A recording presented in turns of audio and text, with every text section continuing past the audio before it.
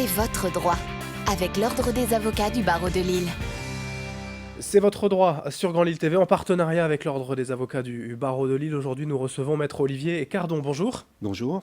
Vous allez évoquer avec nous un sujet qui préoccupe certainement beaucoup de personnes, le vol de son véhicule sans effraction et certainement parfois des litiges avec l'assurance. Quelles sont donc les démarches à accomplir auprès de son assureur en cas d'un tel vol de sa voiture ? Alors, vous devez dans un premier temps déposer plainte au commissariat ou à la gendarmerie du lieu le plus proche du lieu de l'infraction. Vous devez également saisir votre compagnie d'assurance dans les délais qui sont prévus dans le contrat et généralement dans un délai de 48 heures. Cette déclaration peut se faire par téléphone, par lettre recommandée ou également directement à l'agence. N'oubliez pas de déposer également la déclaration de plainte et tous les justificatifs concernant ce vol et les circonstances de ce vol.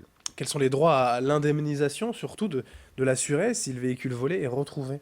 Alors, si la voiture est retrouvée avant le délai précisé au contrat, en général un délai de 30 jours, l'automobiliste n'a pas d'autre possibilité que de récupérer son véhicule en l'état.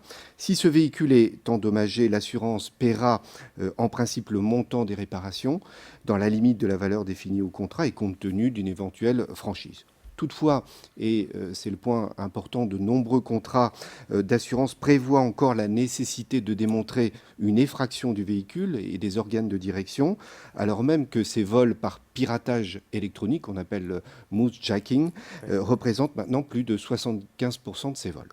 Alors, en l'absence de traces d'effraction, vous devrez donc apporter tous les éléments de preuve, témoignages, expertise pour ne pas vous heurter à un refus d'indemnisation de la part de l'assurance. Il est important d'intervenir dès le stade de l'expertise pour des investigations, notamment dans le système électronique du véhicule. La jurisprudence devient maintenant de plus en plus favorable aux assurés. Des cours d'appel reconnaissent même que les clauses d'assurance qui imposent l'effraction du véhicule sont des clauses abusives. Oui. Alors même, et dans ces conditions, les assureurs doivent payer, même en l'absence d'effraction du véhicule. Tout est question de cas particulier. Maintenant, si le véhicule n'est pas retrouvé malheureusement, quels sont ses droits à indemnisation ? Alors, si le véhicule reste introuvable au-delà d'un mois, l'assureur verse au propriétaire de la voiture, contre remise des clés et de la carte grise, une indemnité égale à la valeur estimée par l'expert selon les clauses du contrat. Alors pour une voiture neuve, c'est généralement les assureurs remboursent la valeur d'acquisition.